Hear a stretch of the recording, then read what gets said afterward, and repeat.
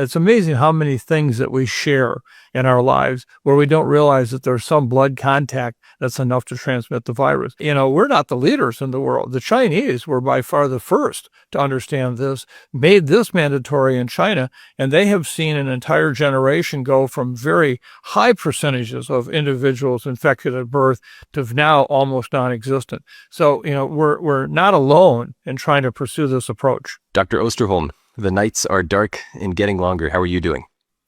Well, right now it's a challenging time in public health as it is in many other issues around the world. So all I can say is like the fact that it will soon be changing course and the days of getting longer again. I can only hope from a worldwide public health standpoint that we can see the same changes coming.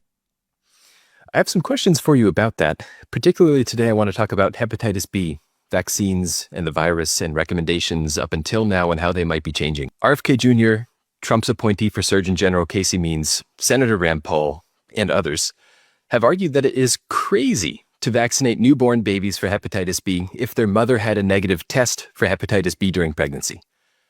And despite their very influential positions, I'm not sure if they know that we actually tried that in the United States. We tried vaccinating based on test results in the past, and it didn't really work. Can you walk us through what we previously tried, why it didn't work in the United States, and basically how we got to where we are today with a recommendation for universal vaccination of newborns for Hep B? Well, for almost a 20-year period up through 1991, we tried any number of different approaches to testing people who we suspected having hepatitis B, i.e. pregnant individuals, and then trying to vaccinate those children. And it should be noted to your listeners that the way that we're so concerned about transmission is largely when during the birthing process in particular, a child will be exposed to the virus of the mom who may or may not know that she were infected. And so there was a gradual evolution of recommendations up through 1991 to try to get more and more women tested, have them followed up, and then have the child appropriately vaccinated. That just failed. We continued to see large numbers of cases occurring in this country. Remember, at this point, about 18% of women today are still not tested for hepatitis B, surface antigen, or the test that tells us that they have hepatitis B, as well as the fact that then there's only a limited number of people who actually have follow-up, even after they're tested, without a long-term outcome issue. And so what we really landed on was the way to do this is test all women, yes, but most importantly, vaccinate all kids. And that's where we saw this dramatic drop. And since 1991, we estimate that we've actually prevented over 6 million infections and over 1 million hospitalizations because of this new approach. Now, one could argue that, well, that seems like you're asking people who aren't at risk to do something. But in fact, again, unlike some countries that have a comprehensive healthcare system, these people fall through the cracks, and they have fallen through the cracks. And so now what we're doing is basically taking an approach where we have a very safe and a very effective vaccine. No one has challenged the safety or the effectiveness of these vaccines. And we're now covering those populations that would have been missed in the past. And this has had a huge impact on the public health issues related to hepatitis B. That makes a lot of sense from a public health standpoint.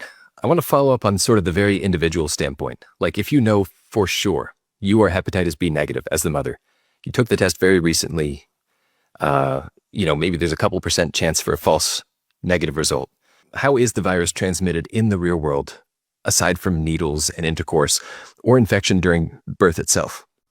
Well, let's just be clear about the fact that there will likely be some children who will, in fact, not be at increased risk right at birth, and that you could argue, well, therefore they don't need to be vaccinated.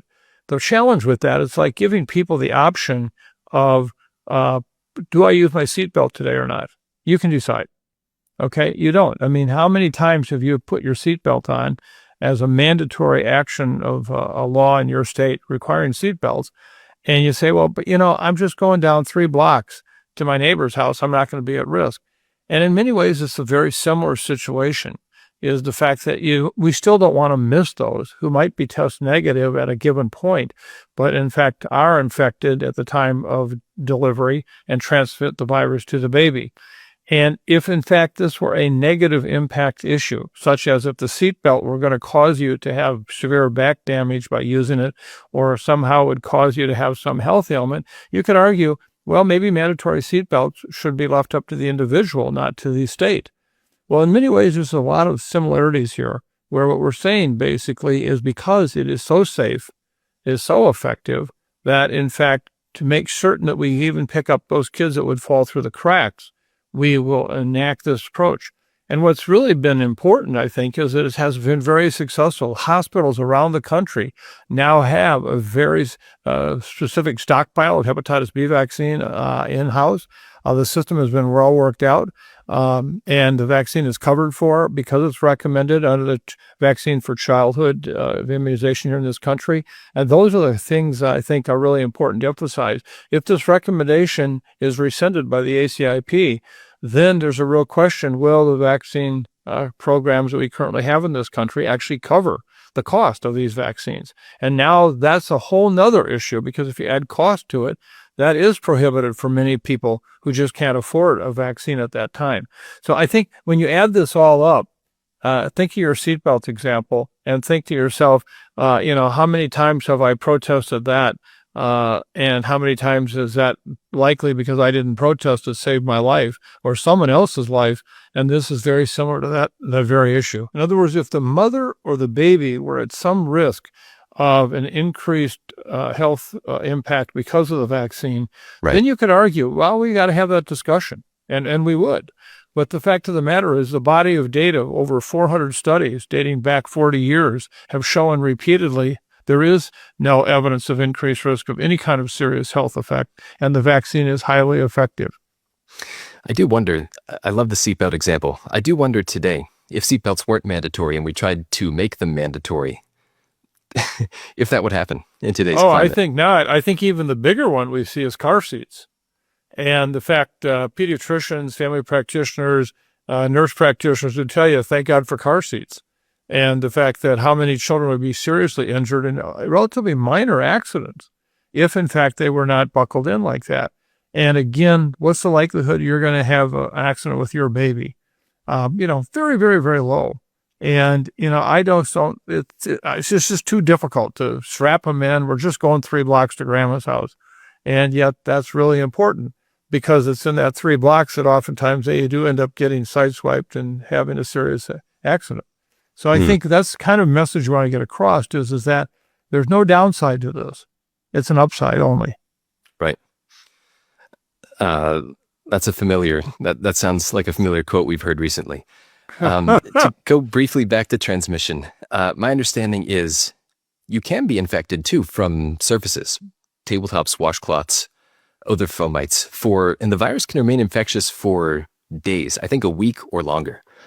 Is it true that a lot of people assume, the risk, and maybe it is true, that the main risk is from if the mother is infected, that the baby becomes infected during delivery? But that also caregivers or the father or other children in the home might be infected and not know about it and potentially leave infectious virus on surfaces. And then if a baby has a scrape, which often happens with babies, I have a toddler, I can tell you, that it could be infected via those routes as well. Absolutely. And I think that's another important point. The first line of defense is making sure that an infected mom does not transmit an infection to the newborn baby. They may transmit the virus, but if you have immunity, basically you prevent that infection from occurring. And I think that one of the things that people really don't appreciate is once infected, the vast majority of these kids become chronic carriers, which then leads to very serious health outcomes down the road, hepatocellular carcinoma, cirrhosis of the liver, etc. And so at this point, what we're trying to help people understand is that the first line hit is the actual delivery. But in the household, if you have someone who has hepatitis B, everything you just pointed out, from using toothbrushes, it's amazing how many things that we share in our lives where we don't realize that there's some blood contact that's enough to transmit the virus. So again, this whole approach has dramatically reduced the transmission. And ironically, we're not the leaders in the world. The Chinese were by far the first to understand this, made this mandatory in China, and they have seen an entire generation go from very high percentages of individuals infected at birth to now almost non-existent. So, we're not alone in trying to pursue this approach. There are some other countries in the world, I think Denmark, that don't have a universal newborn hepatitis B shot. I think they instead vaccinate based on either test results or risk factors. I'm not exactly sure. Is that true? If that is true, what is different about hepatitis B or the healthcare systems in those countries versus the United States such that we can't just copy them or vice versa? Yeah. Should they also be doing it universally, or are there fundamental differences? No, actually, and this is an important point because this comes up often and saying, well, why can't we be like Denmark, where in fact they do base it on a risk assessment? But there they have virtually no one falls through the cracks. They have accurate and timely information on the status of the mother for the infection. And again, we keep coming back to this issue because of the number of women that fall through the cracks who are infected, who do transmit to their baby. And that's what happened again up until 1991. We got closer and closer to this routine recommendation for vaccination, but never quite got there. And as a result, we saw, this increased number of kids every year in this country. That same approach in a country like Denmark that has an outstanding countrywide healthcare system where they have records on everyone. It's all linked. I mean, in fact, if anything, if you may recall during the COVID experience, where do we get some of our very best data on vaccine effectiveness? Was from countries like that had the kind of infrastructure that could tell you on a drop of a dime what's the status of all these different people are. So, I would love to see us get there, because if we could get to that same kind of healthcare system, think of all the other healthcare problems we'd be dealing with. But we're not there. And so my job is to basically say, so then what can we do to still affect these cases of hepatitis B? And that's what we're trying to do here. And do you have a sense for how many people total are carrying hepatitis B? That number varies. I don't have the exact number off the top of my head, but it's surely dropping precipitously as we see a whole generation avoiding it. And that's what's happened with this, eliminating over 6 million infections since 1991. Think of, in fact, all those people had been infected. 91 to 25, 26 means that by that time, these would be the cases of hepatocellular carcinoma and cirrhosis that we're seeing right now. Those numbers have really dropped because of this kind of activity. It's effectively kind of a vaccine against liver cancer. I think a lot of vaccines, there's the HPV vaccine, which is effectively a vaccine against cervical cancer and some other types of cancers sometimes. I think it's not often pitched as an anti-cancer vaccine. It's huge. And in fact, the experience that really brought that home to us was work that the Chinese did back when the vaccine first arrived in the 1980s. And there they had an ongoing major problem. In fact, hepatocellular carcinoma was the number one cancer in the world, surpassing lung cancer. And it was because of this maternal to newborn child transmission occurring. The Chinese put into place a very similar program that we're now using in the United States. They went from having as the number one cause of cancer in China, primary hepatocellular carcinoma from this, to now it's almost non-existent. And that all happened because they saw what they could do with these vaccines. And so you're exactly right. I mean, we've often said this was by far the first demonstrated vaccine to prevent a cancer that we have had ever in history. Now, I've got one for you that seems crazy. I hope you can explain. For the newborn hepatitis B shot, in the package insert that comes with the vaccine vial, if you look at section 6.1, it describes safety data from a clinical study. It says had 147 infants and children who were monitored for 5 days of follow-up. And people share screenshots of that all the time on social media. And that does seem absurd at face value. Can you speak to how many children actually have been studied for safety, over what time frame, with what safety monitoring systems, and why is that information not reflected in the package insert for the actual vaccine?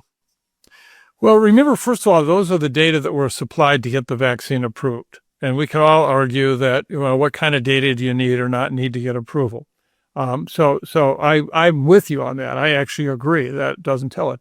I'm very happy to report that today on our website is that comprehensive review that the Vaccine Integrity Project, part of our center, did, which includes over 400 studies over 40 years, for which the data are comprehensive, exhaustive, and convincing that, in fact, the vaccines are effective and safe. So what I would do is every time somebody has that screenshot of that package insert, which I'm glad you actually illustrated that, because I think it is a reason why people could be confused, and send them to the link on our website for this report, which will go through. And we detail every one of these studies that looked at the very point that you raised. And I think we did not, as a public health community, necessarily do a great job of sharing with the public, one, the extent that the problem existed. Number two, what were the remedies for that? How safe were they? How much will it cost me? What does it mean to my relationship with my baby? And I think that once that kind of information becomes readily available, it becomes kind of, well, we use, as you know, we use antibiotic ointment in the eyes of newborns to prevent a certain bacterial infection from becoming prevalent and a big issue. Parents would never think, in most cases, to ever say, well, I'm not going to let you do that. Again, it's something that surely provides real benefit to the child. And so I think that's where we're at here today. And again, I refer them to our center's website. If you can post a link to it, that paper should help give them the information that they need and want. By the way, that wasn't an out-of-bounds question. That was a great question. You suggested to me that might be a challenging one. I think it's a great question, and it's an important one. It is a very important one. Yeah, and I think it's important to be realistic about this. Like, even if you are a strong proponent of vaccines in general, seeing something that says there were 140 children as supporting the safety justification for universal vaccination of children doesn't really make a lot of sense today, unless you consider the decades of data we've seen since then. I kind of wish that package inserts would be updated to reflect the breadth and duration of evidence that's been collected in the interim, because it's not easy to find that information. And what's being selectively served to you over social media is, of course, what is most emotionally engaging, not necessarily what is most scientifically accurate. I think what you're raising is really a very important point that has really an issue with a number of different medical approved products, drugs, or vaccines.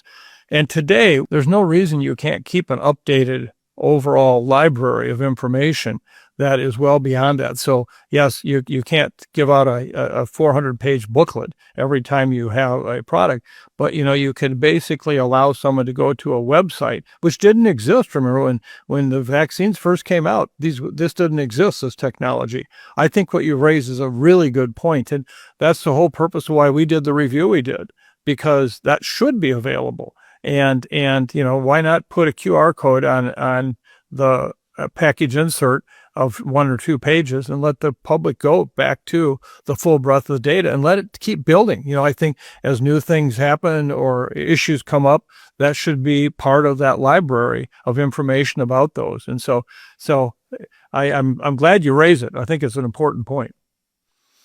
What about if you are not sure what to believe because maybe the CDC, maybe the Secretary of Health and Human Services are saying things that differ from your own pediatrician or the AAP?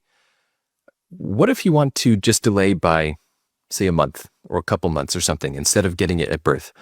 What do you know about how that changes either the side effect profile or, I guess more importantly, the efficacy profile of the vaccine from some type of slight delay? Remember, exposure for most of these children occurs at the birthing process. The same thing is true with HIV. And so if you can be timely in your interface at that moment when they're exposed with the vaccine, that has a tremendous benefit as opposed to a month later, when by that time, the actual virus from mom will now start growing in your liver as a young child. And so the earlier you can, and in addition, one other product that we do use when we know that a mother is definitely positive is called HBIG. It's basically an antibody preparation that helps block the virus that you've been exposed to. And so it's a combination of those two in that first month. But we do see then substantial reduction after that time in how protective these vaccines are. So timing is important. And, you'd like to say, well, if I get a vaccine in the first year, that's way too late. Okay. That's like putting your seatbelt on after the bus has already hit you. It doesn't work well that way. But it does work at birth, even if the Yeah. transmission could be happening at birth, because the virus takes long enough to actually establish infection that the vaccine has